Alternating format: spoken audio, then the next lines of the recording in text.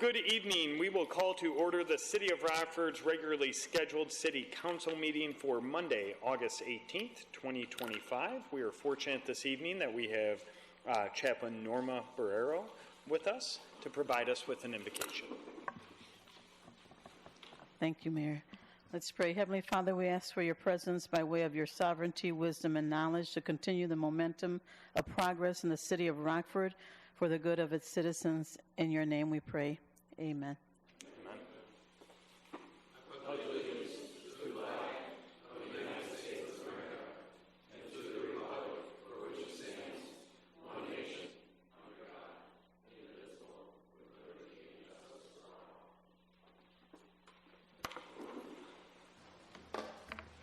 Clerk, could you please call the roll? Frost. Here. Torina. Here. Prunty. Here. Wilkins. Here. Hoffman. Here. Granith. Here. Beach. Here. Salgado. Here. Bell. Present. Bonnie. Here. Toomberg. Here. 11 present. Excellent. We have a quorum this evening. Is there a motion to approve the Journal of Proceedings for the City Council meeting held on July 7th, 2025? We have a motion. We have a second. Is there any discussion? Seeing no discussion, all those in favor say aye. Aye. Those opposed? Next, we have no proclamations this evening, so we'll go right to petitions and communications. We have no items under Planning and Development, so we'll go to Code and Regulation Committee and Alderman Bonnie. Thank you, Mayor. We have two items, both of which are being referred to the Code and Regulations Committee. The first is the Zoning Board of Appeals agenda for the meeting to be held on August 19th, 2025, and minutes from that meeting for consideration at the Code and Regulation Committee meeting on August 19th, 2025. And the Liquor and Tobacco, number two, the Liquor and Tobacco Advisory Board's agenda for the meeting to be held on August 19th, 2025, and minutes from that meeting for consideration at the Code and Regulation Committee meeting on August 19th, 2025. Thank you. Next, we're going to go to Finance and Personnel Committee and Alderman Frost. Thank you. These two matters will be referred to the Finance and Personnel Committee. Number one is a memorandum from Owen Carter regarding the consideration of an application and, if awarded, the acceptance of the Community Services Block Grant Award from the Illinois Department of Commerce and Economic Opportunity. And number two is a memorandum from Angie Walker, Health and Human Services, regarding a lease agreement with Emerald Property Management. Thank you. Thank you, Alderman Frost. Next, we'll move to our public speakers. We have 5 public speakers this evening. I want to remind our speakers that there's a microphone on the back right as well as the back left of City Council. You'll have 3 minutes to address City Council. If my phone alarm is working appropriately, it'll ring and ask you to close your comments at that time. If it doesn't work, I will make sure I let you know that your time has come to a close for your comments to City Council. Our first public speaker this evening is Jennifer McInnes. Good evening, Mr. Mayor, council members. My name is Jennifer McInnes, wife of Mark McInnes. Thank you for allowing me to share my story with you all tonight. I came to Rockford after college graduation in 1997. I was naive, open to learning, and fell in love with Rockford and Mark McInnes. As a soon-to-be licensed architect on my lunch break, I attended the Coronado groundbreaking in 1999. I was delighted to see the project happen. In October 2001, Mark and I were married, and our wedding celebration was held at the Coronado. In 2004-2005, a mad dash effort by local preservationists designated the Elks Club as a local and national landmark. My friend and fellow architect, known then as Alicia De Benedetto, also known as the Little Italian Girl, had the courage to stand up and sign her name for the preservation of this place, because everyone knows it's worth saving. In 2006, we moved to historic Haight Village and raised our 4 children. In 2011, Mark decided to make a move for the purchase of the former Elks Club.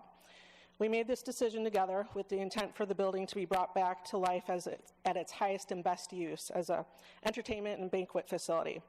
What has transpired since then is a 2-beer story. You may look at my husband with scorn and me with pity. I know our intentions and efforts. I also know the path to hell is paved with good intentions. After exhausting all avenues, multiple paths, and coming against insurmountable obstacles, Mark concluded to auction off the property September 15th through 17th of this year. We humbly request that the city holds off demolition bids and enters into a new era with a new owner and a developer with the resources necessary to resurrect this gorgeous, irreplaceable gem. Demolition bids are due tomorrow at 11 a.m. in City Hall. Mr. Mayor, we humbly ask for the time to step aside so this project, which will generate $1 million in design fees, 10 to 12 million in construction, and $800K plus in tax revenue can come to fruition. The following was read at our wedding ceremony at St. Peter's Cathedral, Corinthians.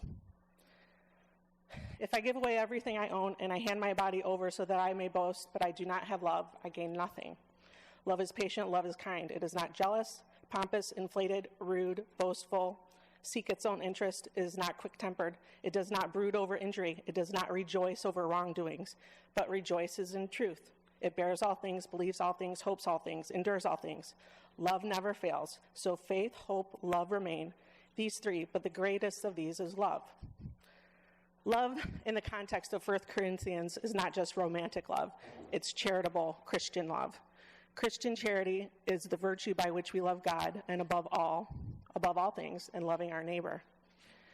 It is in this spirit that I close with asking for patience, Mr. Mayor. It's my prayer that you give us the grace to exit so that your children's children and my children's children may enjoy this place at their wedding reception. Thank you. Our next public speaker this evening is Prophet Youssef. Good evening, ladies and gentlemen. In the book of Luke, the 2nd chapter, the 8th verse, it said, there were shepherds in the fields and keeping watch over their flocks.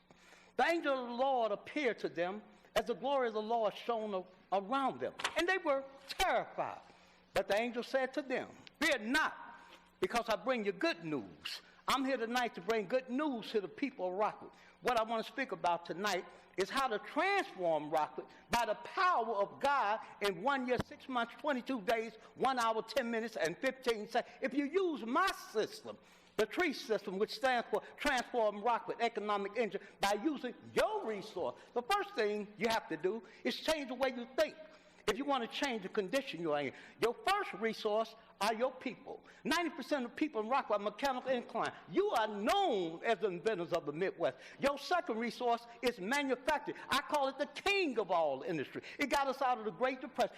You specialize in manufacturing. Your third resource is the tourist industry. I call it the queen of all. Your fourth resource is the Rockford Airport. Your fifth resource, you are smack dab in the manufacturing triangle. Your sixth resource is logistics. You are known as the logistic hub of the state of Illinois. Your seventh resource is your strategic location. Rockford is smack dab in the heart of the Virgin Interstate 39, Interstate 90 logistic golden corridor, and home to the 19th fastest growing cargo in the world, Rockford International. Your eighth resource is the BM Center. Your ninth resource is Memorial Hall. Your 10th resource, the library downtown. Your 11th resource, the North Law Center. Your 12th resource is the Coronado Theater. Your 13th resource, the City March. Your 14th resource is David Park. Your 15th, Midway Village. 16th, Ethnic Museum. Your 17th resource is the bus. Your 18th resource, open a bingo parlor downtown. And the 19th, open a skating ring, Forest Queen, resort. Your 21st resource train trolley. Your 22nd resource is the golf courses. Your 23rd Swedish American Hospital. Your 24th Mercy House. Your 25th St. Anthony Hospital. If you use my system, you could bring in Rockford $18,820,420,125.50. Enough money to reduce poverty, enough money to reduce homelessness, enough money to reduce crime and hunger, provide jobs for the people in Rockford. Thank you for allowing me to speak. Thank you. Our next public speaker this evening is David Gackstetter. Hey everybody. Hey, I'm here in support of the Davis Park revamp. I think it's great. A little about me. I grew up in Rockford. I live in Rockford, moved back in 2023. But I lived in several different cities throughout my life, St. Louis, Milwaukee, Atlanta, and Chicago, just to name a few. And I can say the greatest service a city can do for its community is to build up its populated areas with amenities like parks and playgrounds and skate parks like Davis Park is doing. Too often, cities like to push these things to the outskirts of town to recreational complexes or sports fields that require a car and some planning to get to. And while those are popular solutions, where I've seen playgrounds and skate parks thrive the most is in areas of the city that are by other things like businesses and houses and neighborhoods, where it's accessible through means other than personal vehicles. In my lifetime, up until kind of recently, Rockford has seemed hesitant to build up its downtown, and I'm not sure why that is. Downtown here has plenty to offer, but right now, in my opinion, it doesn't draw people on a regular basis. I think downtown relies on special events to bring in foot traffic, and while those events have worked to increase downtown awareness, I think Rockford needs to bring in things like the Davis Park revamp, with everything included, the playground, skate park, to keep people coming back outside of these special events. And just to reiterate on how well designed the skate park is, it has features that are suitable to all skill levels, and I'd argue that the current parks in the area cater more to the intermediate advanced skill level. So the new Davis Park design will accommodate both, like, all skill levels, and also bring in a new generation of riders, which is great. I think skaters, rollerbladers, scooter, and bike riders will all enjoy it. So I've also skated my fair share of parks by the company that designed this, American Ramp Company. They do good work, and the cement work they do is top-notch too. So it's a good company. And with respect to the playground, I think its unique design will be a draw for people. Not only does it cater to able-bodied and non-able-bodied people, but it's something different compared to the other metal and plastic parts that are more common today. So I think that alone should be a draw for the playground. And overall, I think the Davis Park revamp, the concert venue, playground, skate park, it's great, and it's another step in the right direction in making downtown more appealing for regular, reoccurring visits, and I look forward to seeing it come to fruition. Thank you.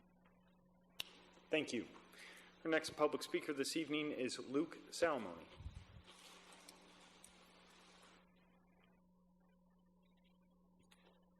Good evening, ladies and gentlemen, council members, and Rockford residents. My name is Luke Salamone, and I'd like to first off thank you for giving me the time to speak to you tonight. Stories. Stories are good. Some are better than others. Some are forgotten, while others seem to last forever. But every person, every city, every decision, every business, every dream comes with a story behind it. But what makes a great story? Is it the compelling characters, the plot, the trials and tribulations, the outcome, or the end? We are all writing our own stories. But the story of Rockford is being written by us all, collectively. Every community member, council member, resident, and city official is contributing to the story of Rockford. My partner and I share a deep-rooted connection to this city. Having grown up in the very community and neighborhoods we aim to enhance for the long term. We believe in Rockford's potential and are committed to investing in its future to help make Rockford's story be the very best. We understand there are concerns regarding labor union involvement on this initial development. While we support unions and understand their central role in our economy, we believe that any delays in our development do not serve the best interests of our community. The longer we wait, the more we miss out on the benefits that this project will yield for our citizens and local economy. The land we are projected to do this first development on, residential development, has been marketed for over 20 years, yielding the city of Rockford no tax revenue. the zoning board has approved this development as the highest and best use for the land. Another delay is voting no. We please ask for your vote. Thank you. Thank you. Our next public speaker this evening is Brian Nambo.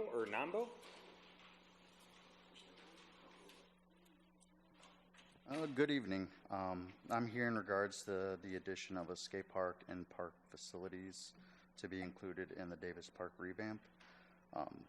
Personally, as someone who's been advocating for and organizing local skateboarding events for over a decade, the importance of a park downtown cannot be stressed enough.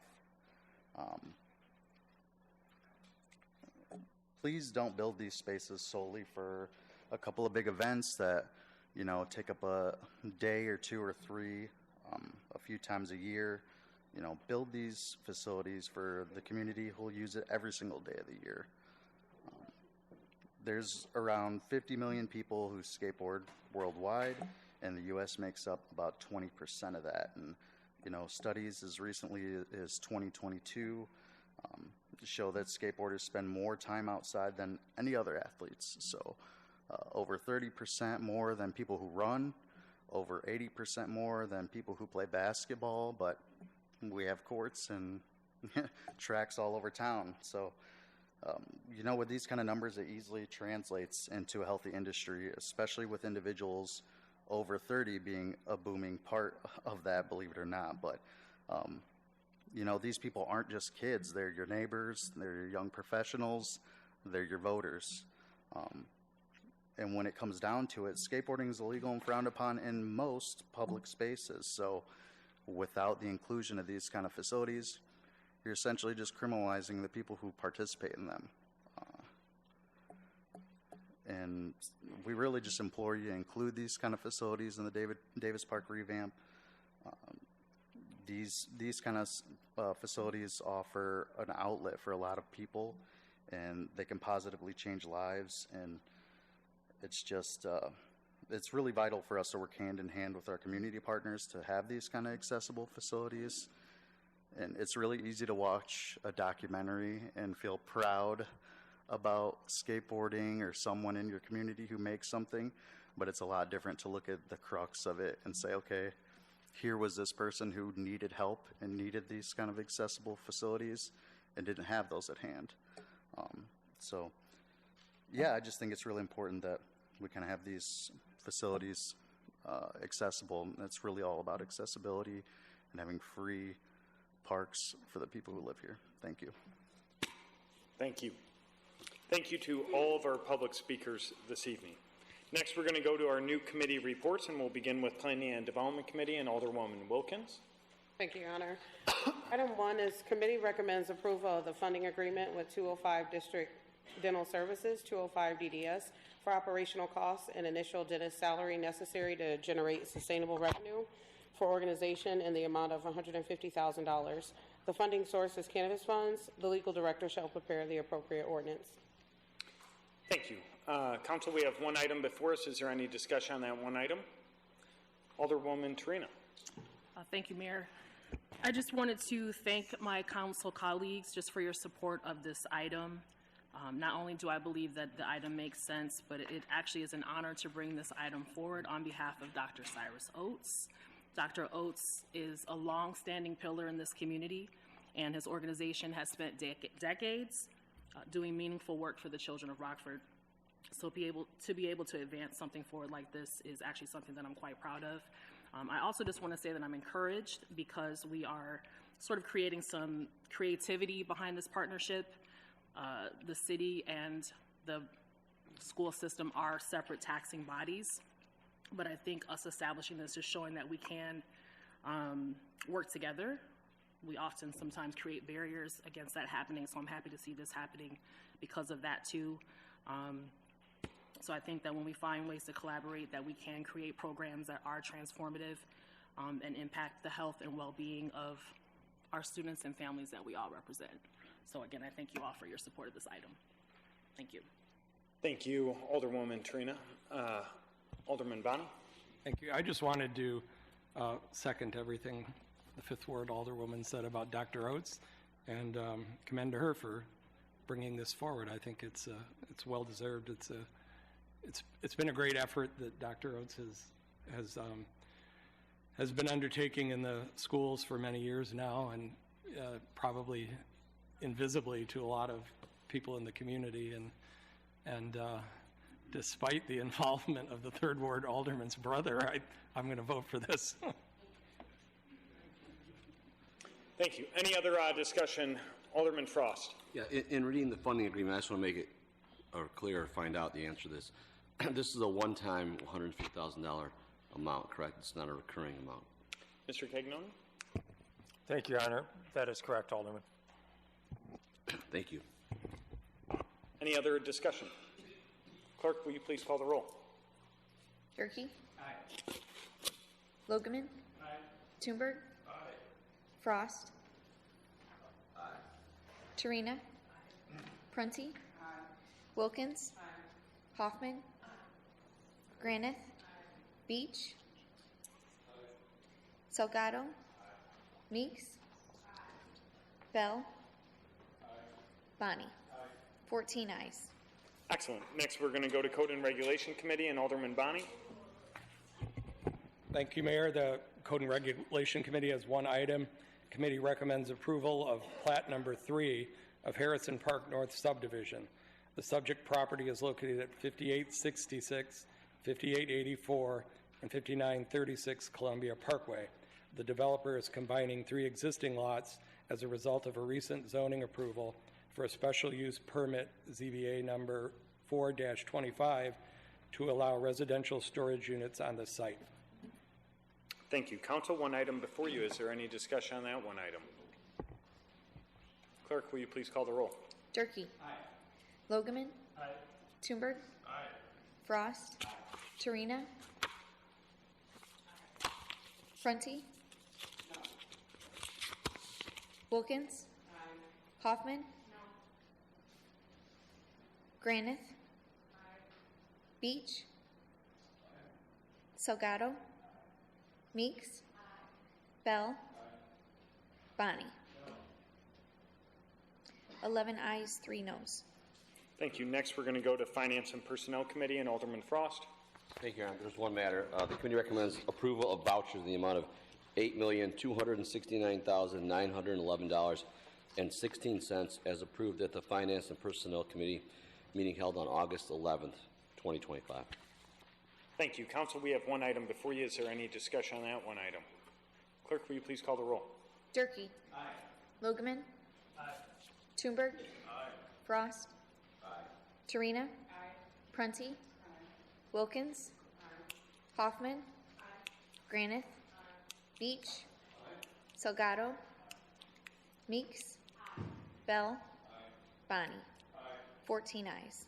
Excellent. Thank you. Next, we're going to go to Unfinished Business. Committee reports laid over. We have nothing under Planning and Development or Finance and Personnel, so we'll go to Code and Regulation and Alderman Bonnie. Thank you, Mayor. We have 4 items. Item 1 is the committee recommends sustaining the Zoning Board of Appeals approval for a special use permit for a planned unit development consisting of 68 single-story duplexes, 60 two-story duplexes, 52 two-story 4-unit buildings for a total of 180 units in a C2 limited commercial zoning district at 6507, 6557, 6597, 65XX, 6640, 6660, 66XX, 6730, 6770, 6783, and 6819 Fincham Drive, 886 and 891 Whitechapel Lane, 6785 Mill Road, and 9XX Highgrove Place. FLVS LLC for AC Johnston William Charles Real Estate Investment LLC is the applicant. Subject to conditions, the legal director shall prepare the appropriate ordinance. Item 2, committee recommends sustaining the Traffic Commission's recommendation that no action be taken on the following items. It's just item B, a request to establish a no parking anytime restriction on the south side of Toft Street from Barlow Court to 125 feet east of Barlow Court. Item 3, committee recommends sustaining the Zoning Board of Appeals approval for a special use permit for a mural on a building in a C4 urban mixed-use zoning district at 1423 Broadway. Myra G. Uribe Guerrero and Maria G. Guerrero are the applicants. Subject to conditions, the legal director shall prepare the appropriate ordinance. And item 4, committee recommends approval of the zoning map amendment from R1 single-family residential zoning to R2 two-family residential zoning district at 1923 12th Avenue. Attorney John Gilbert for Paresh Kumar is the applicant, thus reversing the Zoning Board of Appeals recommendation of denial. The legal director shall prepare the appropriate ordinance. Thank you. We have 4 items before us. Is there any discussion on those 4 items? Alderman Frost. Thank you. Your Honor, under subsection B, item 3, I would move to amend the committee report under unfinished business with the following condition as number 4, that no murals may be installed or produced on the portions of the property facing Broadway. Second. We have a motion and a second to that amendment to item B3. Is there any discussion on that amendment? Alderman Salgado. Just a quick question. Did we reach out to the business owner in regards to making this amendment? My understanding is the council has not, no. So just, I bring this question up just to see why they asked for the front of the building and the side of the building. And so from a business owner's perspective, I've had conversations with the owner and the artist through ZBA. The city had no objection to it from that perspective. So this is why, you know, I ask if we reached out to get consensus with the business owner to get their direction why they wanted to put it in the front. I see no problem with it. It's in my ward from that perspective. So, and I've had multiple conversations with the business owner and the artist from that perspective. And so with that, you know, I'm going to be opposed to amendment from that perspective, but, you know, it would have been nice to reach out and have that conversation with the business owner as well to get their perspective of why they feel that it's needed on this. And as like alluded to, some of the information that I've spoken to some of the folks, it's a painting of a lady there with her hair from that perspective. There is no business lettering on saying promoting her business or a beauty salon from that perspective. Similar on the side of the building, similar situation from that. You saw the renderings from that perspective. So that's where I'm at from that perspective, and I wish that that conversation would be held with the business owner to get their perspective on why they felt to move forward and compelled to do it on the front, just like they did on the side. Thank you. Thank you. Is there any discussion on the amendment? Alderman Frost? Yeah, the only reason why I brought this forward was, I believe it was last week, and I asked if folks had seen on council the actual mural of the side of the building and then the front of the building. And although we've had this issue come before us where businesses have tried to use a quote-unquote mural for commercial purposes, and I believe it's the policy of the city with respect to murals that we don't really allow that to happen. However, this is, I believe it's a styling or haircutting styling salon type business, and they do both murals are, you know, kind of quasi hair related, a woman with the hair, and that's, I guess it doesn't have the name of the business, the phone number, I get that, so that's fine with me. However, the reason why I wanted to amend this was because this building is a former single-family home on Broadway, and if you recall, or if you look at it, it's a single peak gabled roof with, I believe, 1 or 2 windows on the front of the home. And this mural covers the entire facade of the front of the home, and it's a bit much. You know, we're spending money in the neighborhood, Broadway, 11th Street, trying to renovate it, and I just don't feel like it really is really one, an appropriate mural. Two, just based on the fact that although it's a salon now, it really it looks like a single family home, and this mural in the front, like I said, covers the entire facade of the home, and I mean, I know art is very subjective. Trust me, I know, but in my opinion, it's not good for the neighborhood, and it's not good to allow this to go forward, because I think then it could open the floodgates for other businesses to come in and say, well, you allowed that to go on, and now you're going to have a whole, several others that are going to come forward and have that gray line between a business purpose and a mural, because I mean, it could be a lot less expensive for a business to have someone come and do a mural as opposed to having a multi-$1,000 sign installed. So that was the reason for it. Thank you. Thank you. Alderman Bonney and then Alderman Salgado. Thank you, Mayor. I voted for this in committee. I think this went through Codes and Regulations originally unanimously, but I'm concerned about this use, this slippery slope of the using a mural to have a business advertisement that takes up the entire facade of a building. And I think it was when we had Disco Chicken go through Codes and Regs. I think the Fifth Ward alderperson raised some questions about that at the time. I think we voted against that at committee, possibly, or at least to lay it over, ultimately to approve it. It's a cool mural, but it is in fact an extension of their signage. And the other disturbing factor was that the mural was already in progress of being painted before the vote was before council. I happened to notice over the weekend that across the border from the 14th Ward and the 1st Ward, there's a place called Rusty Taco that now has a full mural on their sidewall of their business that I don't recall that this council even approved. I tried to search it, but because of Rusty Patch Bumblebee, that's a difficult search. I couldn't find it, but if we did approve it, we maybe shouldn't have, and if we didn't approve it, it should have come to council for approval. And I think it's a tough call, because they can be artistic, and the line between a mural and an ad is a pretty fine line. But I think I guess I want to draw the line here that, before we reach a tipping point, and these are happening all the time, either with or without the council approval.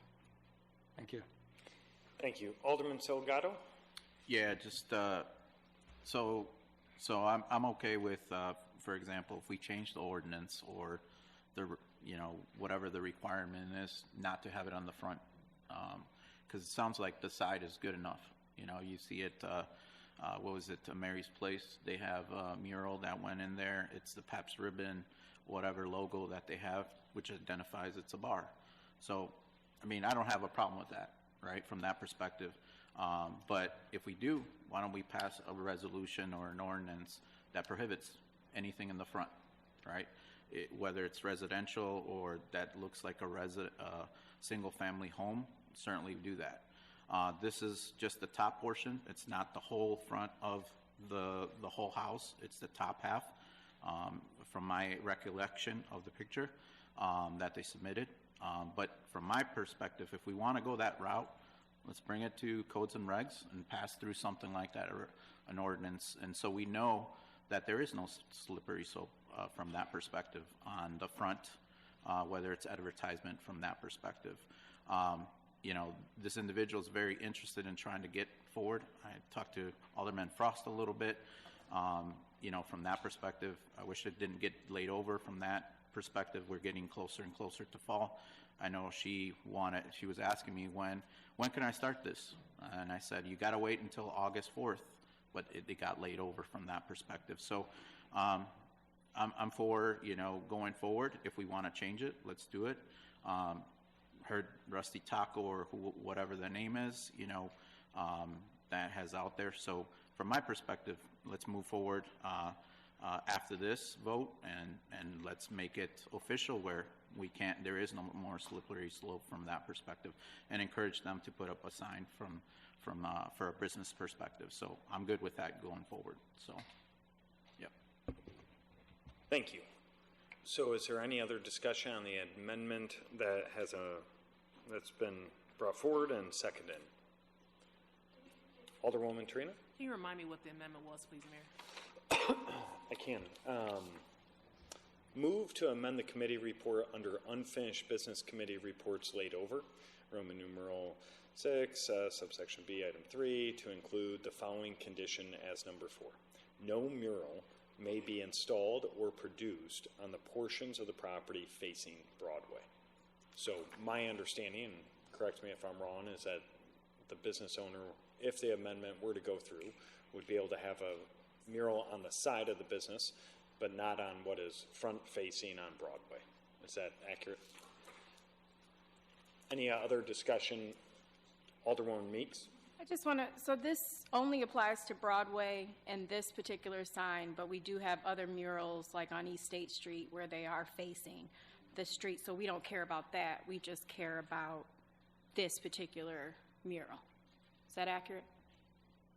I can't answer that. I'm speaking to, if an alderman would like to answer that, they can. Alderman Frost? I'm not familiar with any front-facing murals on East State Street. Okay. Goodwill a front-facing mural? That would be on the side of their building. If you're thinking of the Goodwill mural on State Street, the front of it has like the windows and the overhang, if I remember it correctly, but the side, it faces it as well. I'm not going to deny that, but yeah, I don't think it's the front of the building. Any other discussion on the amendment before us? Alderman Bonnie? Thank you. So Rusty Nail is not on the front of the building, it's on the side of the building on East State Street, but I seconded the motion on the amendment, and I'm going to vote for it, but I'm voting against this altogether. I'm opposed to the mural in full covering either wall, whether it's front. To me, the issue is not that it's front facing on State. The issue is that it's an ad sign masquerading as a mural. Okay, so we have a motion and a second. Is there any other further discussion on the motion before us? So we're going to just simply vote on the amendment for item B3. Clerk, could you please call the roll? Durkee. Aye. Logeman. Aye. Toomberg. Aye. Frost. Aye. Torina. Aye. Prunty. No. Wilkins. Aye. Hoffman. No. Granith. Aye. Beach. Aye. Salgado. Meeks. No. Bell. Bonnie. 10 ayes, 4 noes. Okay. All right, so we're kind of back to square one. We have 4 items before us, but item 3 has been amended so that no mural will be installed or produced on the portions facing Broadway. Is there any discussion on the 4 items before us? Alderman Salgado. Thank you, Mayor. I'd like to lay over item 1. I'd like to lay that over. Thank you. We have a motion to lay over item 1. Is there a second? Second. We have a second to lay over item number 1. Is there any discussion on laying over item number 1? Clerk, could you please call the roll simply on laying over item number 1? Durkee. Logeman. Toomberg. Frost. Torina. Prunty. Wilkins. Hoffman. Granith. Beach. Salgado. Aye. Meeks. No. Bell? Bonnie? Okay. 10 ayes, 4 noes. All right. Now we're coming back with 3 items, item 2 and 4, and 3 that has been amended. Is there any discussions on item 2, 3, or 4, and item 3 has been amended? Alderman Bonnie. To go back to item 3, does anybody on staff know whether we in fact approved a mural or Rusty Taco on East State? Director Wise? I do not know that. I don't believe we did. I'll follow up on that, though, and let you know. We and don't if believe it turns out that we did not, what was the what gets done about it? Well, it gets cited, and we'll work through a process with them. Go ahead. Sure. Mr. Cagnoni? I don't recall either if it went through a special use permit for a mural. I don't believe it did. And as Director Lai stated, we will review to determine whether we issued a permit and under what authority, and if not, if it's a violation of the ordinance, and take the appropriate steps and report back to council. And so I'm just reiterating, I don't think this is an issue of front or side mural. I think this is an issue of a sign and advertising masquerading as a mural, and so I would encourage the council to vote, even if they supported the amendment, to vote against the mural altogether. Thank you. Alderwoman Meeks, did you have your hand raised? Thank you so much. I just had a question for item number 2. With no action being taken from the Traffic Commission, could this item get brought back to Traffic Commission?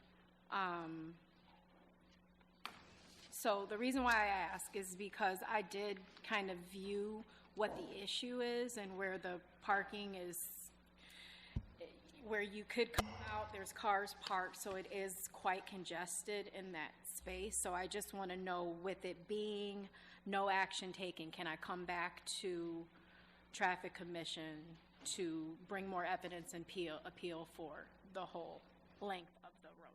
Director? Well, I to be honest, I'll have to defer that decision, the procedural decision. I'm not sure our rules as far as what, but my understanding is anything can be sent back?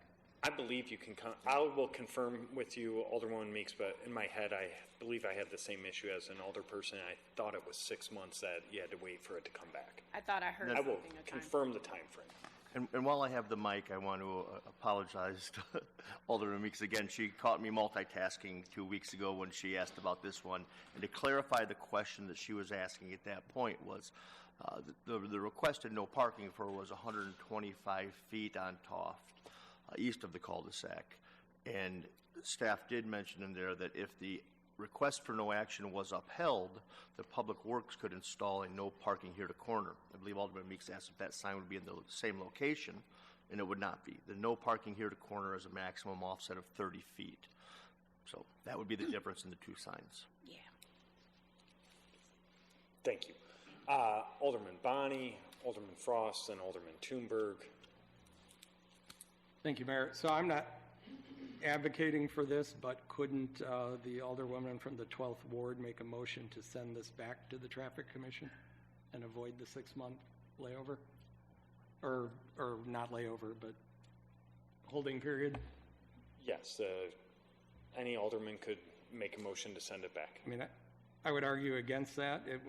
I was at the Traffic Commission meeting. There's, there's cul-de-sacs all over Rockford with cars parked near the intersection. So why there was no compelling reason made by the applicant for why he should have a stop sign and not any number of other cul-de-sacs. So I think she should make that motion, but I would oppose it. I just think it's a silly request. Thank you. Alderman Frost. Thank you. This is in the 4th Ward, and I did receive a call from the individual that appeared at the Traffic Commission, and if I recall correctly, The reason why he wanted the no parking zone there is because I believe the corner house has a business, and they have, I want to say, there's a couple of pickup trucks that are frequently parked on the road and make it difficult for him to pull out of the cul-de-sac onto Toft.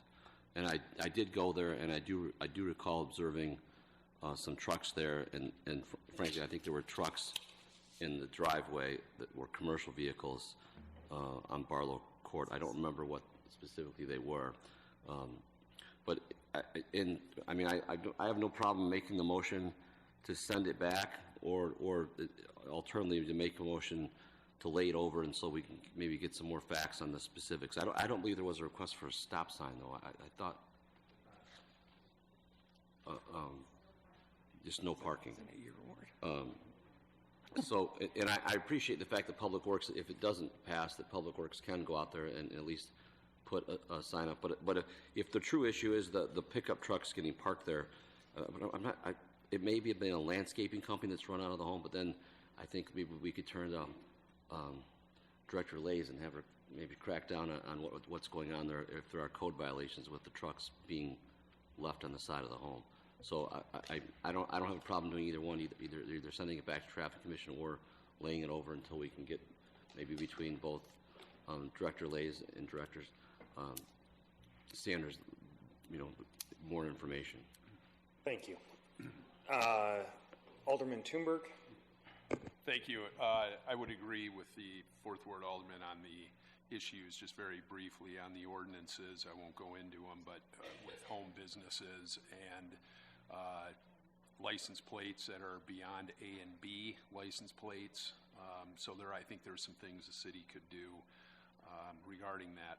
Just to clarify with the 11th Ward Alderman, not putting you on the spot, just to clarify from my own understanding, was he insinuating or stating that that we would be possibly, or you would be possibly looking at passing an ordinance for citywide that we would prohibit murals on the front of buildings? My understanding, Alderman Thunberg, is that he was stating that it's all fine and good to have the discussion of where a mural should or should not be, and we could bring an ordinance forward through the Code and Regulation Committee, right. But this item has already been through the process that's before us, and he wants that supported. But I think he would be open to a discussion, and you can correct me if I'm wrong, Alderman Salgado, but I believe I captured what you said. Yeah, I would have a little bit of an issue if we did it just for Broadway, and then instead of citywide, and just picking on Broadway. I'm just looking forward to having the fun discussion that will entail when we bring that forward. I was wondering how much longer we could spend time on murals. We should bring that forward with gravel driveways. Alderman Salgado. Yeah, if I may respond, yeah, this would be a citywide. From my perspective, like I said, we can debate it until, beat a dead horse and decide how we want it. I can see the Arts Council and some other folks having an issue with that because they want to promote, like the Rockford Peaches on Midtown District. It's there from that perspective. So there is all that intricacy, right? And I'm just speaking from my perspective, from my ward, having the conversation and talking to some of the neighbors and so forth that use up and down Broadway. They don't have an issue with that perspective. They actually encourage the art. But from my perspective, if we are going to, from my perspective, feel like cherry pick which ones we can and can't, which looks like it's a business proposition for a signage, or whether it's art, I'd rather, from my perspective, just ban it altogether in the front, citywide, and have that discussion, debate about it, and have, the art folks come out here and give their opinions and express their personal opinions on what's the best methodology from that perspective. But from my perspective, it's not promoting any sort of business. It's just art. Yeah, sure, it's a lady with long hair and so forth. You could look at it as, she's trying to promote, get your hair beautified. I don't know. That's just my perspective from that. But I just brought it up from my perspective. If we're going to start cherry picking, we might as well lay down something citywide from that perspective. And I'm not saying that someone is cherry picking particular Broadway or anything like that, but it just seems like it's a front facade, right? And so, people might have, an issue with it. Alderman Thunberg. Yeah, thanks, Mayor, and I think that's fair. And I wouldn't want to see a big tooth or a bridge or a denture painted on 4040 Morsay Drive or another office on Riverside near Mulford. So, thank you. Seemed personal. Alderman Bonney. Thank you. We have three items before us, by the way. Just three items before us. Point of clarification on item 2. I believe that this location was in the 4th Ward prior to the remap, but is now in the 12th Ward, where the cul-de-sac is located. Again, on item 3, the example of the Rockford Peaches. Rockford Peaches is not a commercial enterprise, and the building where the mural is located is not owned by the Rockford Peaches, which doesn't exist anymore anyhow. So again, that's I don't think that's a relevant comparison.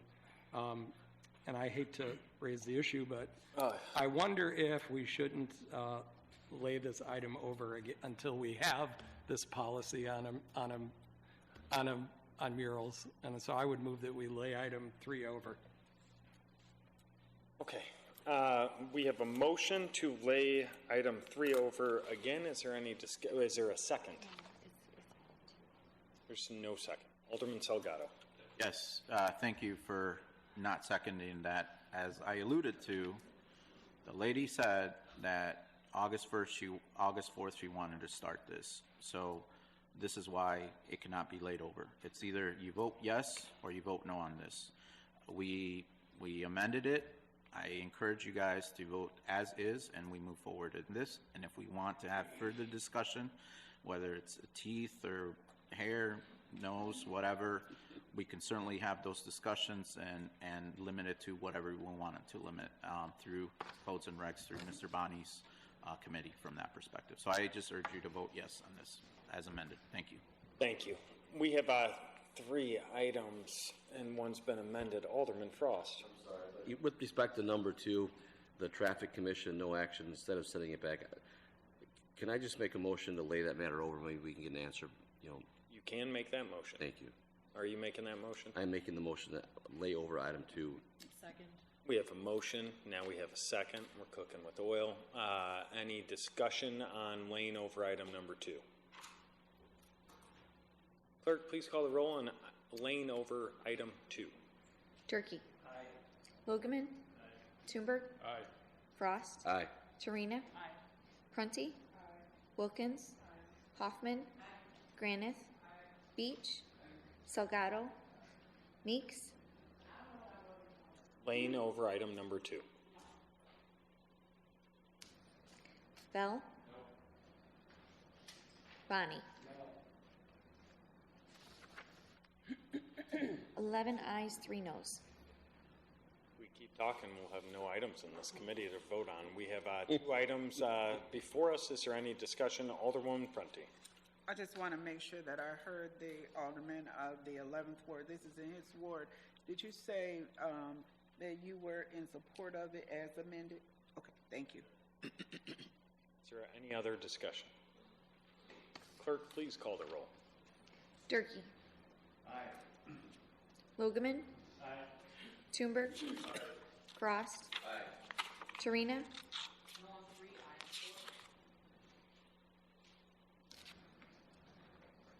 Prunty. Aye on 3, no on 4. Wilkins. Aye. Hoffman. Aye. Granith. Aye. Beach. Aye. Salgado. Aye. Meeks. Aye. Bell. Aye. Bonnie. No on 3, Item number 3, 12 ayes, 2 noes. Item number 4, 13 ayes, 1 no. Thank you. Next, we'll go to motions and resolutions, and we'll go to Planning and Development Committee and Alderwoman Wilkins.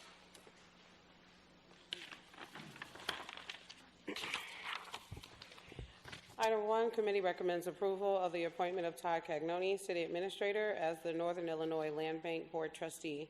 The proposed appointment is set forth per Section 5.01 of the Intergovernmental Agreement between the City of Rockford and Northern Illinois Land Bank Authority for a period of 3 years.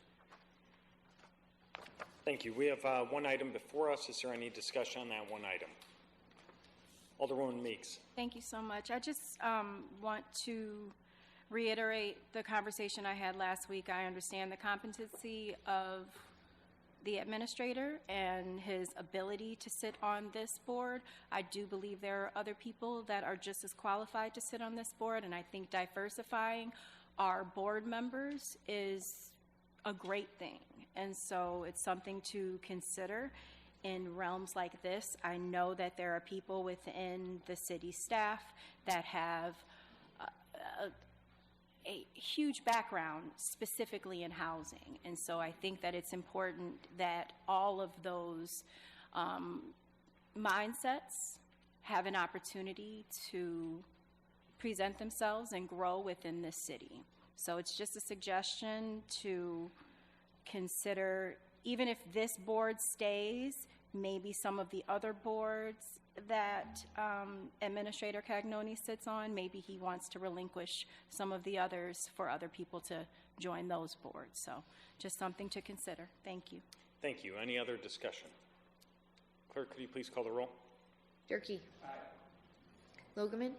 Aye. Frost. Aye. Toomberg. Aye. Tarina. No. Prunty. Wilkins. Aye. Hoffman. Aye. Granith. Aye. Beach. Aye. Salgado. Aye. Meeks. No. Bell. Aye. Bonnie. Aye. 12 ayes, 2 noes. Thank you. Next, we're going to go to Code and Regulation Committee, and I'd ask that we hold these items out, Alderman Bonnie, until the end of council after we go through closed session, if that's okay with no objection. Thank you. Next, we'll go to Finance and Personnel Committee and Alderman Frost. Number 1, the committee recommends approval of an award of bid for the Demolition Group 32 package to Northern Illinois Service and NTRAC Group in an amount of $64,410. The properties that included are at 518 South Pierpont, 921 North Church, 1628 Charles, and 2213 Wentworth Avenue. The contract duration is through the completion of the demolition projects. The funding sources are the CDBG and the Construction Services Operating Budget. Number 2, the committee recommends approval of award of bid for demolition of 1122 South Main Street Theater only to NTRAC in the amount of $103,220. The contract duration is through the completion of the project. The funding source are ARPA funds. Number 3, the committee recommends approval of award of bid for Fire Station 4 hood replacement to Complete Mechanical in the amount of $95,639.75. This is a one-time purchase. The funding source is the 2025 gaming tax revenue. Number 4, the committee recommends approval of a change order on the 11th Street Reconstruction Stage 1 to NTRAC in the amount of $246,250 and a change order with the amended contract totaling out at $12,481,572.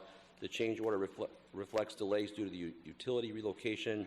The revised schedule allows only for water main and box culvert installation 2025, necessitating temporary pavement to reopen the road during the winter months. The funding source is the 1% infrastructure sales tax and the WRIA funds. Number 5, an award of bid for Davis Park site improvements to Stenstrom excavation amount of $7,567,313.60. The contract duration is through May 22nd, 2026. There are various funding sources, and the budget is attached. The total project is $15,552,000. Number 6, committee recommends approval of the award of bid for Davis Park building improvements, Phase 1, which are the buildings to Stenstrom Construction, the amount of $5,608,000 plus a $500,000 contingency. The contract duration is also through May 26, 2026.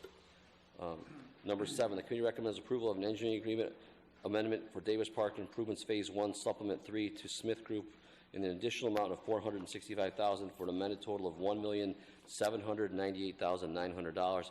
The amendment includes construction engineering services for the site and building improvements. Services include participation in pre-construction and coordination meetings and a litany of other activities. The contract duration is through May 22nd, 2026. The funding sources are the same as already discussed.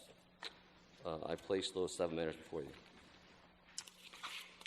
Thank you, Alderman Frost. Council, we have 7 items before us. Is there any discussion on those 7 items? Alderman Frost. Thank you. With respect to number 3, I'm going to request a layover on that pending further information from the city. There's a motion for a layover. Is there a second? There's a motion and a second. That'll be automatic. No, I'm sorry. We do got to vote. Any discussion on that layover? All those in favor of laying it over, say aye. Aye. Aye. Those opposed? Okay. Item 3 has been laid over. Thank you. So now we have items 1, 2, 4, 5, 6, and 7. Is there any discussion on the 6 remaining items that we have? Alderman Frost. Thank you. With regard to number 7, which is the engineering agreement for Davis Park, the amount is listed as $465,000. I've spoken to Mr. Cagnoni, and he's been able to go back to Smith Group and work on a revised and reduced number, but we don't have all the finale on that. So I appreciate Mr. Cagnoni looking into that matter and being able to save the city hopefully a couple $100,000 on that project. So thank you. Thank you. Any other discussion? Clerk, will you, Alderman Meeks? Thank you so much. Item number 5. This is Davis Park site improvements and all the work. It's 5, it's 6, and 7. Those are all kind of together, right? All 3 regards Davis Park, yes. So item number 5, this takes care of what projects for this first? Mr. Cagnoni, could you highlight what items 5, 6, and 7 and why they differentiate? Yeah, so items number 5 and 6 are awarded bids for the Davis Park improvements. So item 5 is the site improvements, which would include you know, the path, the landscaping, the lighting, the playground, the skate park, prep for the future art pieces within the park, the grading, as well as the seawall. Item number 6 is the award of bid for the buildings. So that includes the stage as well as the concession and bathroom, which is one building. And then item 7 is an engineering agreement for construction oversight for both of those construction projects. So I'm just going to say that I still have apprehensions about this particular project. I am not against bringing an accessible playground to Davis Park. I am, however, preferring to do that in a partnership with the Park District. And I'm to understand there is no partnership and that partnership dissolved in February related to the maintenance. And so I just want to clarify, is it $250,000 annual maintenance fees for Davis Park? Mr. Cagnoni? So our team has put together a budget for the annual maintenance of approximately $75,000 to $80,000 in annual cost. However, we've budgeted $250,000 in the redevelopment fund to plan for future capital improvements or repairs that may take place. However, I would note that our intergovernmental agreement with RAVE has them covering capital expenses up to $50,000 on an annual basis. And that applies to the Coronado as well as Davis Park, or is that individual $50,000 for Davis Park alone? Individual for Davis Park. Coronado Theaters at $75,000. So the other part that the apprehension comes in with regards to the accessible playgrounds. I think it's great to have one at Davis Park. I think there's another conversation related to playgrounds that are accessible throughout our community and providing that accessibility to as many kids, youth as possible within our neighborhoods. And it's a possibility where some of this funding that is going, I guess that's my question, is there a possibility that some of this funding that's going into Davis Park, is it specifically for Davis Park, or could it have been used to enhance local neighborhood playgrounds? Mr. Cagnoni? So the dollars that have been authorized through the various grants are specific to Davis Park. However, I would say that when it comes to our local delegation, they have also been supportive of securing grants for the Park District for other projects. So from what I've seen, from our local delegation, they're trying to invest in their respective districts collectively and take on multiple projects. But the dollars that are identified for Davis Park are for Davis Park. Okay. This is still just difficult for me because it's still, at the end of the day, it's a substantial amount of money coming out of the CIP plan, substantial amount of money coming out of the redevelopment fund, and I feel that there are areas where we could utilize that money in other ways. And as important as Davis Park is, and there is funding that is coming, so of the millions of dollars that we have already received, there is work that we can do at Davis Park to upgrade the park. I just feel like we're doing so much all at once.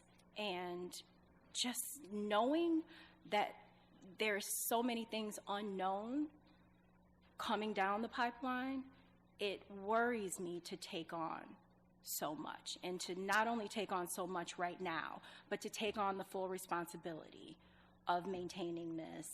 And, well, I'm sorry, with the exception of RAVE and ASM and their maintenance of the park.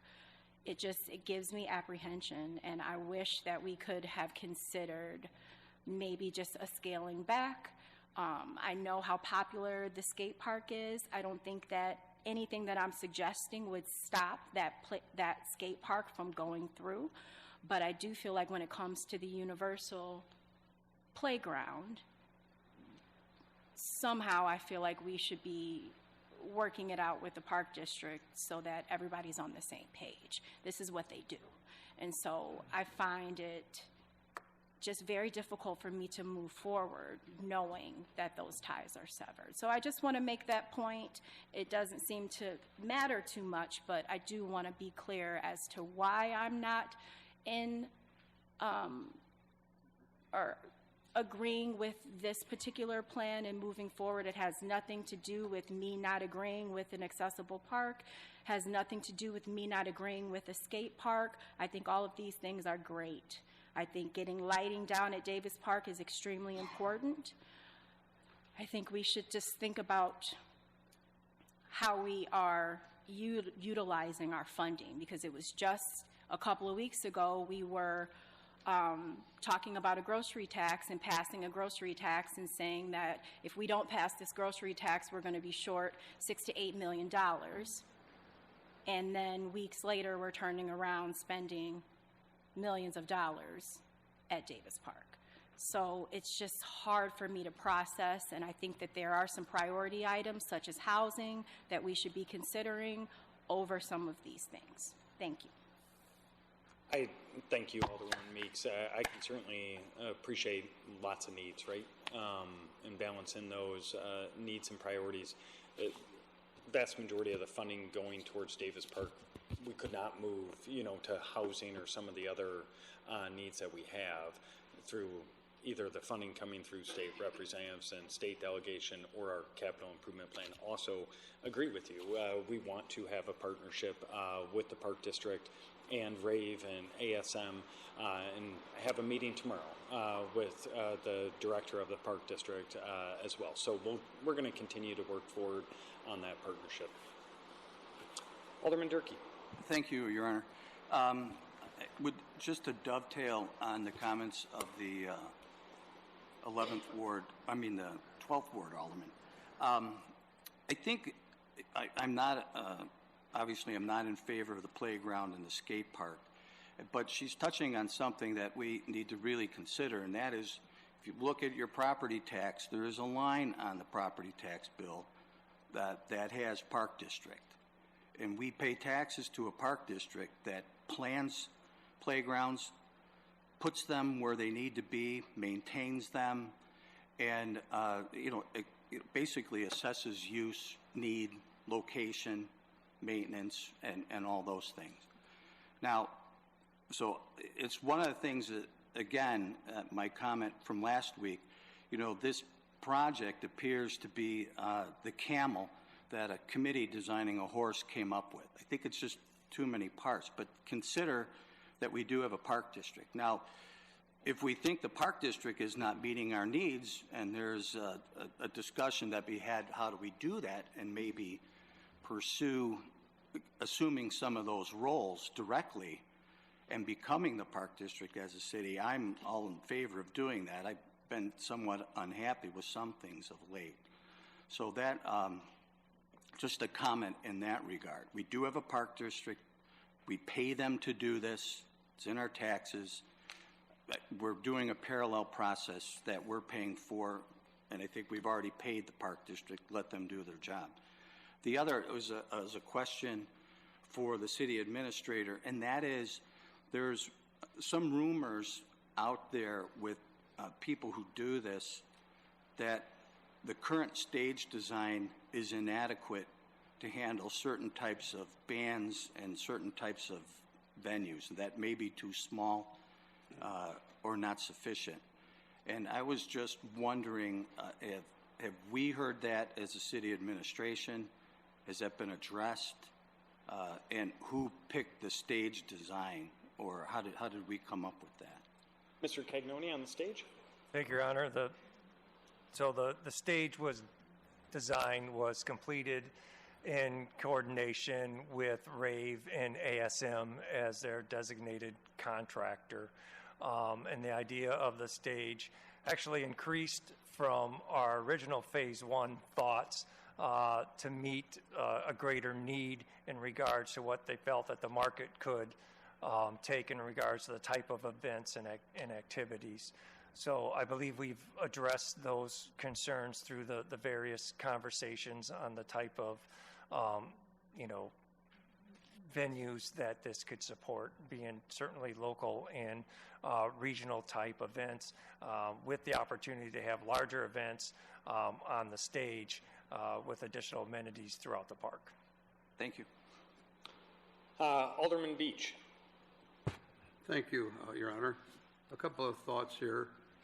They've already been spoken of this evening, but at the committee, I also expressed my concerns that we had a world-class park district that's experienced in these things, and they're apparently at this moment not at the table to give their thoughts.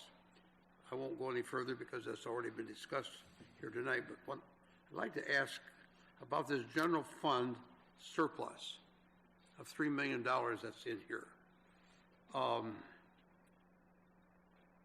Have we looked forward to our operating budget of 26, 7, 8, 9, the 5-year plan? And does that show us being flush? Or are we going to be short as we look down the road? Because that's a surplus here. It's got to come from someplace. It means we got more than we need, apparently, in this area. Help me know about that. The second part of that, and maybe I'm reading it wrong, is you know how concerned I am about the redevelopment fund. It looks like a $4.8 million is coming out of there. Is that a true statement? Director Haggerty. Yeah, certainly. So your first question regarding the general fund surplus, that was generated due to a one-time increase in revenue that will not be repeated in the future. So our recommendation at the time council was making decisions about how to spend that surplus was this being one-time revenue. We should not commit it to paying for operating costs because the revenue will not continue into the future. The recommendation was to use it on one-time projects or investments that could help grow our property tax base and alleviate pressure on the general fund going forward, but again, not commit to ongoing operating expenses. That said, we are in the process right now. Department heads are working on their budget requests for 2026. They're due at the first week of September. Once we have those requests in, we can work on our 2026 budget and the projection going forward. Without that information, it's difficult for me to say what the next 5 years are going to look like. Okay, thank you. And as far as redevelopment, am I reading that right? That 4.8 million will be coming out of the redevelopment fund? Mr. Cagnoni. So that is correct, Alderman. The 1.8 is the remaining funds from a previous allocation approved by City Council, but the additional $3 million is a recommendation from staff. I would also add that we had the demolition of the Lorden building that came out of the redevelopment fund as well. Yeah, I see that. All right, well, thank you for the explanation. I am concerned about our budgeting going forward. And I would like to see that. I know you're busy on that thing, Carrie, but as soon as we can get that 5-year plan, we used to have that. And it was awful good to be able to take a look at it and see it out so we can make some plans accordingly. Director Haggerty? Yeah, we did provide a 5-year projection as part of the 2025 budget process. Yes. We will be updating that based on new revenue information, new expense information, but we need to get those budget requests in from the departments in order to update that. So I would say that the projection that we completed in 2025 holds for now. And again, you know, as we all know, uncertain times for governments, the economy in particular, could be a challenge for us over the next couple of years. So we've communicated as we've moved through this fiscal year with our monthly year-to-date reports, some challenges, particularly with PPRT, but this is a landscape that changes every month. And we only have 6 months of sales tax data to base our projection on at this point. So we try not to do it too early in the fiscal year because the information changes regularly. Thank you. Thank you. Alderman Toomberg? Thank you, Mayor. I think it should come as no surprise that I think most of us have had apprehensions on some parts of this project. I do appreciate the time spent, many hours actually, amongst a few of us and with administration and ASM regarding the stage and some of the concerns and things that we brought forth, pick points and different items that we got into the nitty-gritty on. So I feel a little more confident than I did previously, that's for sure. Also, thank you for pointing out that I would like more funding in certain areas as well, public safety being primarily one of them. But yes, things like this redevelopment fund just can't be willy-nilly moved over from there to somewhere else. So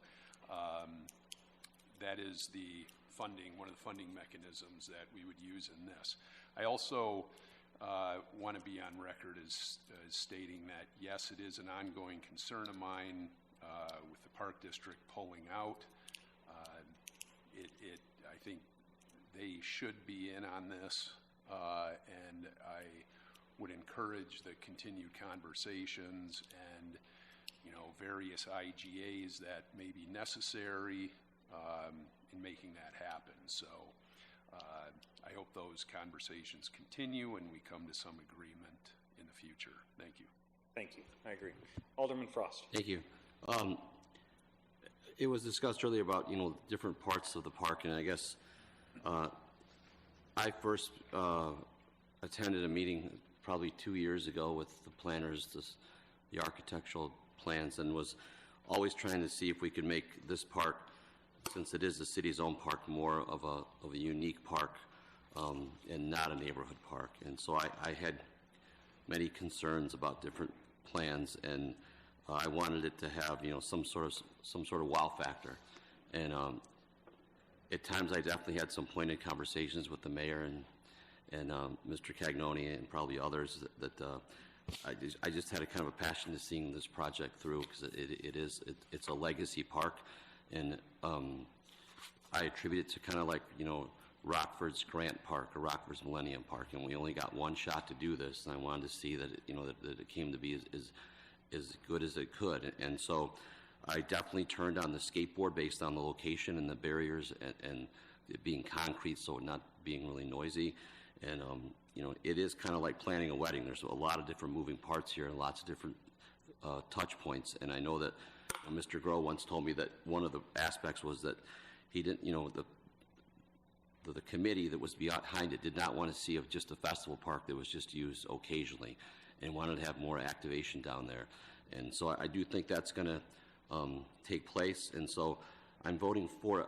But I wanted to just comment on some of the matters that the 12th Ward Alderman said, because they were very insightful and thoughtful. And I do agree that what you said matters, and I do agree with respect to what we were asked. I was here as well about the grocery tax and what that would do to our city if it didn't go through.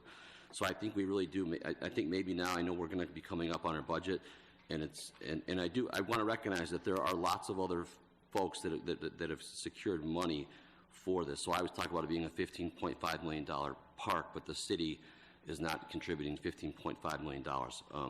But it's a significant number of money, and so hopefully once this is done, we don't have any other big projects that cost multi-million dollars coming before us that is going to put the city in a position where we have to decide on whether we fix a road or what we do, or fix a water main, because we don't have any money left. So I think it's important always to be cognizant of our funds.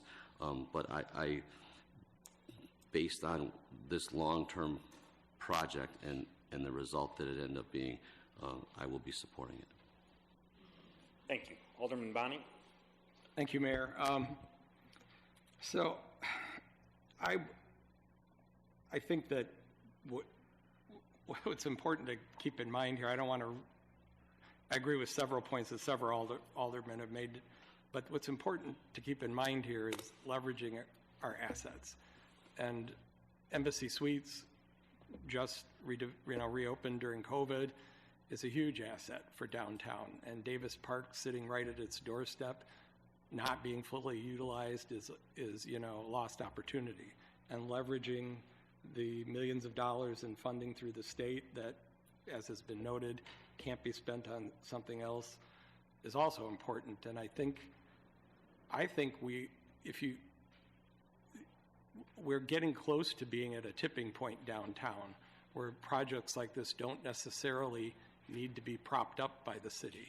After maybe 25 years of redevelopment, starting, honestly, I think you could say the catalyst project was the restoration of the Coronado Theater 25 years ago, but predating that is the restoration of this building. And, those were the first steps in what's been a long, slow march to the rejuvenation of downtown. And if we can, a couple more, of projects like Davis Park, and maybe we don't need to artificially support or subsidize projects like this anymore. This is obviously a public space, so it's a different case, a different circumstance. But we don't necessarily have to be putting so much of our funds into downtown, for downtown to be able to walk on its own. But I think, this land was left to the city for a reason. I think I knew that one time long ago as a former journalist why this land was left to the city and not the Park District. It was actually provided to both the city to own and the Park District to maintain. Correct. Okay, so this has been a long-standing commitment. I honestly think it's a little dishonorable for the Park District to be walking away from this intergovernmental agreement. And I would ask the question of staff if we know whether we received this letter from the Park District Director over the weekend. Do we know whether the Park District Board has approved this? Yeah, I mean, is this something that the Park District Board has agreed to or voted on? As of 2 weeks ago, in having discussions with two separate board members, neither could recall that they voted on this item. One of those two said absolutely not. The other said, I don't believe so. Yeah. So I would think we should really, as council members, be putting pressure on the park board. I know there's only 5 commissioners. One lives in the 14th ward. I'm going to be contacting him for sure. Because I hear what the 12th ward alderwoman's saying about making all playgrounds more accessible, and that's certainly a goal we should all want to support. But I don't see why we would divert our city tax dollars to the Park District to help them upgrade playgrounds when they have their own taxing levy. And they have to set priorities just like we do, and they do set priorities. They have building projects that they've undertaken without naming what some of them are in the last few years. So they've made decisions, and they've set priorities. I know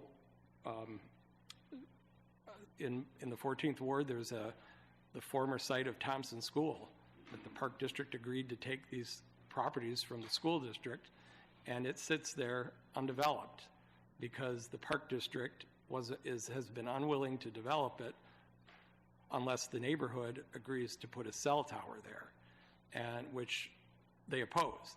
And so, again, a priority decision, that park sits undeveloped, and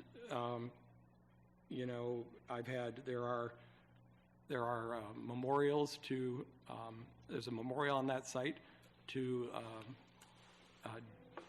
the son of a former principal of Thompson School that the family is concerned about that being taken care of, and I can't even get the Park District Director to respond to emails asking what the status is of this. So Alderman Durkee I think he was referring to establishing a Department of Parks, and he and I have had this conversation, and I think that I hope we're not on a collision course to something like that, but I just don't feel like the Park District is being particularly responsive these days. Thank you. Thank you. Alderwoman Meeks, did you have your hand raised? So much. I just want to, because we're saying a lot about the Park District right now, and I just want to remember that they are a nationally recognized park district, that they do a tremendous job, not just in this city of maintaining over 180 parks, but they are renowned across the nation. So I think that their opinion about how we move forward should be heavily weighted. And so my question is, why do we need to rush the playground right now? Why can we not move through with some of the things that we all can agree on, or for the most part, most of us can agree on with regards to the skate park, the lighting, the pathway? Why do we need to do everything right now, especially regarding the playground, that we still have to finish conversations with the Park District? Why can that not be pushed into the building phase of phase 2? I'll begin, and if Mr. Cagnoni wants to add, I would say one, again, we're going to continue to talk, and we do continue to partner with the Park District all over the city of Rockford in numerous capacities, from policing to infrastructure to landscaping all over the city. We have phenomenal partnerships with the Park District. In this, I would say we have not rushed. We have had a task force, I believe, in 1990. We had a task force, I think, in 2012. We had a task force in 2018, and we have taken that task force. I may be missing a task force in there as a community from 2018 through today. That task force was highly engaged the community in numerous ways. I would say the one thing we have not done with Davis Park is rush it through. I think, again, I think all the points about the Park District, they are, I believe, a 3-time gold medal winner, I believe 83, 95, and like 2012. I'm going to be off on 1 or 2 of those years, but close. Absolutely. And I will also say we have taken in their input. For actually 6 years of this process, their input was taken in. Their input was taken in when we formed the task force. They had a member on it in 2018. Their input was provided and taken when we chose the designer of the park. They were part of it when, as we even had the discussion of, are all 3 partners part of it? As Mr. Cagnoni highlighted last week, I believe at council, there was a very pointed discussion in these meetings saying, are we all on board? Yes. I understand. I mean, finances, priorities, whatever it may be, I'm not throwing shade on anyone. I'm going to continue to work. We've had good working relationships, but things have changed. I get that. It's been 6.5 years. Things can change. But we're going to continue to work towards it. But the last piece I would add before I turn it over to Mr. Cagnoni is this park actually is phased out. And I think the majority of council and the vast majority of Rockford does agree with it. There's multiple phases to this that got phased down each and every time over the last 6.5 years. The only thing that grew was the price of the stage and the concessions. That's the only thing that's grown in the park of recent. Mr. Cagnoni, did I miss anything, or would you like to add anything? Your Honor, you covered the information well. To be specific related to your question, to remove the playground, we would need to reject bids on the site plan that's up for consideration, redesign, and then go back out to bid. I would state that we do have a DCO $350,000 competitive grant that we've received for the playground, anticipating that it would be a signature piece within the overall design of the park. Any other discussion? Or are you, I don't want to cut you off either, Alderwoman Meeks. The redevelopment fund, what are some things that fund can be used for? Director Haggerty, you want to provide? So the first priority in the redevelopment fund is funding operating deficits or supporting RAVE, or the Metro Center Authority. And obviously, we just approved a new agreement, and that will be, all of those expenses are paid from the redevelopment fund. After that, tourism and economic development projects are the other 2 eligible types of projects to be spent, or to be, for those funds to be used for. Oh, sorry, let me get your mic on. Thank you. So I just want to understand, so economic development projects can be used with redevelopment funds. Correct. So if we had to incentivize developers coming into the community, projects, things like that, we could absolutely use the redevelopment funds for that. Yes. And I also want to point out the CIP plan. I want to give an example at the park in the 12th Ward, the Oxford Ingersoll Park. That is in honor of John Beck. The CIP plan was so helpful in allowing us to provide sidewalks around the entire park, which helped, again, with accessibility. And those are the types of projects that I would love to see throughout. And I understand the Park District, their $80 million budget versus our $200, $300 million budget. I understand everybody gets their money, but I also understand we did a great thing just recently approving the dental program where we collaborated with RPS. And they get more money than a lot of us. And I love the idea that we can collaborate. And here, in this particular situation, I know we can look like we need to be slapping the hand of the Park District, but instead what I'd love to do is get to the table and all agree on what we should be doing. And with them being the experts, I think that them saying no and pulling out, I believe they pulled out in February. Is that accurate information that they pulled out in February? So we knew in February that they weren't interested in moving forward, yet we continue to move forward with our plan of action. And I just think it would not hurt us to put a pause and really come to an agreement with the department that handles that. That's just my opinion, and I appreciate everyone listening to me all night. I've talked a lot, and I'm done. Thank you. Any other discussion? Alderman Bonney? Sure. I think it would hurt us. I mean, if we delay these bids, we are probably. I mean, I guess I would ask staff if we delay these. I mean, how much longer can we delay these bids without losing the construction season? And then if we lose the construction season, the playground grant, for example, not all of much of this money is not competitive grant money, but some of it is. How long do we have before we lose that grant? And then what is the impact on events next year in Davis Park if we were to eventually approve but end up with construction taking up all of 2026? Ironman, for example. Mr. Cagnoni? So the construction season is definitely shrinking.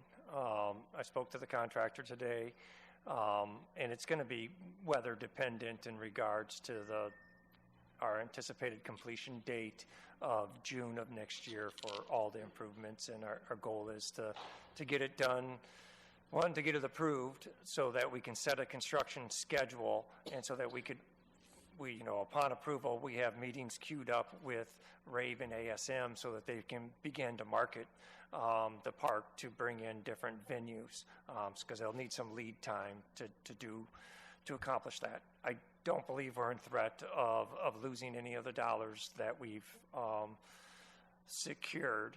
I do believe that the discussion with the Park District is much larger than a playground. That's really not driving. There's other issues that are driving it.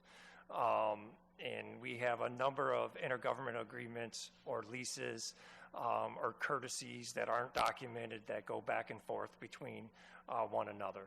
And that's really what the discussion has started to become.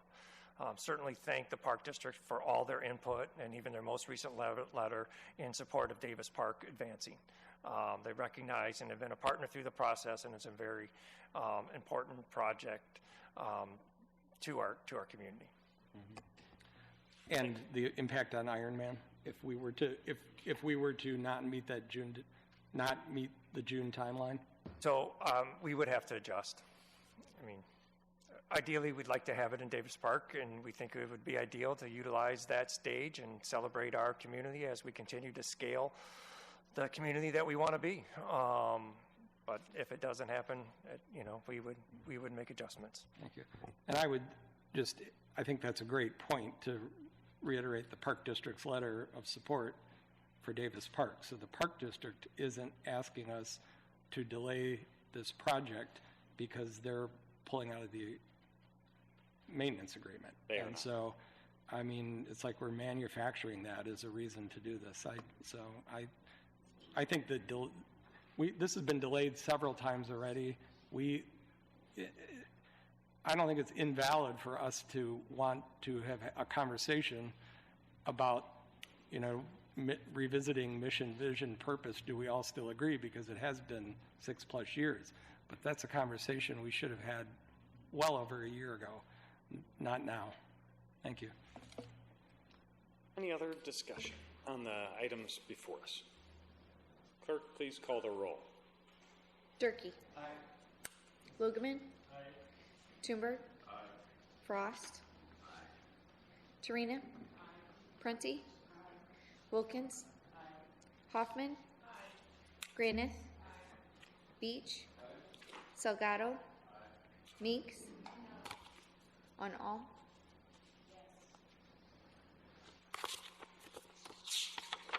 Bell. Bonnie. Aye. Items 1, 2, 4, 5, 6, 7, 13 ayes, 1 no. Thank you. Next, we're going to go to New Business Planning and Development Committee. Alderwoman Wilkins. Thank you, Your Honor. Item 1 is an ordinance approving the funding agreement with the 205 Direct Dental Services, 205 DDS, for operational costs and initial dentist salary necessary to generate sustainable revenue for organization in the amount of $150,000. The funding source is cannabis funds. Thank you. Is there any discussion on the one item before us? Seeing no discussion, clerk, could you please call the roll? Durkee. Aye. Logeman. Aye. Toomberg. Aye. Frost. Aye. Torina. Aye.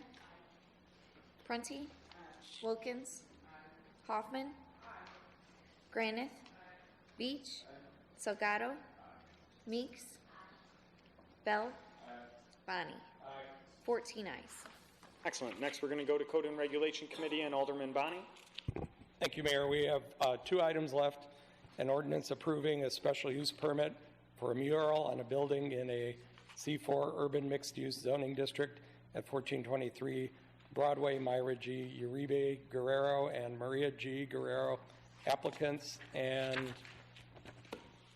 an ordinance approving the zoning map amendment from R1 single-family residential zoning district to R2 two-family residential zoning district at 1923 12th Avenue. Attorney John Gilbert for Paresh Kumar applicant.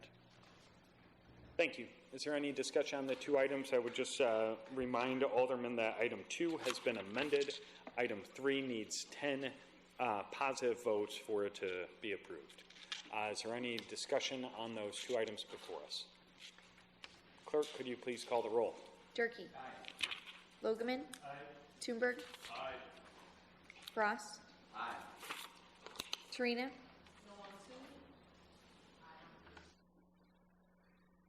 Prunty. Aye on 2, no on 3. Wilkins. Aye. Hoffman. Aye. Granith. Aye. Beach. Salgado. Meeks. Aye. Bell. Aye. Bonnie. No on 2, aye. Item number 2, 12 ayes, 2 noes. Item 3, 13 ayes, 1 no. Excellent. Thank you. This is like when you get to go to overtime of a really great game. I'm going to call on Alderman Frost. Thank you, Your Honor. Speaking of overtime, at this point, I would make a motion to convene into closed session in order to discuss labor negotiation matters and pending litigation matters. We have a motion. We have a second. Is there any discussion? All those in favor say aye. Aye. Those opposed? We'll be right back after closed session. All right.